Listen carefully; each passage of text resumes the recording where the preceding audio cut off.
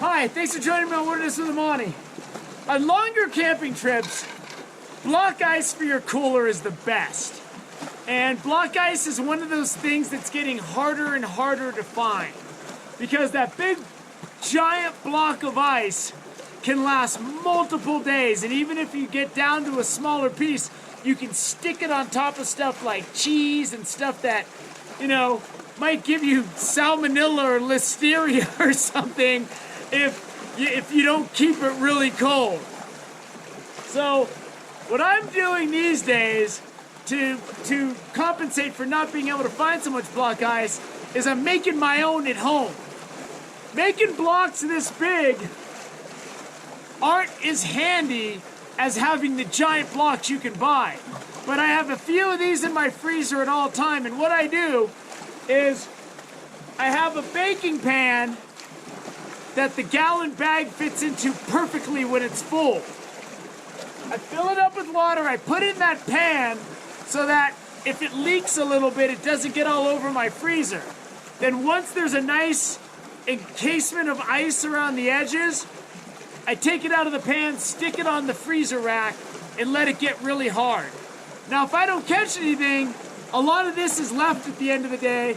I just throw it back in my freezer and have a couple of these that are a little bit smaller.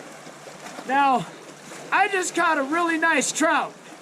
This block isn't going to cover the whole trout. So what I do is, I'm going to wrap it in my sweatshirt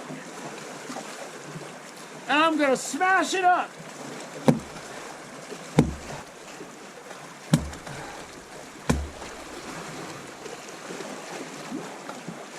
And voila! Now I've got crushed big chunks of ice that I can evenly lay out over the fish and keep my fish nice and fresh. And now that it's crushed, I got a nice, even, completely covering, heavy-duty layer of chunk ice to cover my trout and keep it fresh. So, I hope this helps to keep you from getting food poisoning on your longer camping trips, and it's just something that's easy for me to do. I always have these blocks in my freezer now, so when there's no snow to pack my fish on, I just bust one of these out. Next, I'll be telling you how to build a still at home and make your own moonshine. Just kidding. This is something that maybe you could give or take, but it's something that works for me. And if you can throw a couple of these in your big cooler full of food, in addition to whatever ice cubes or whatever you're using, this will be your anchor man.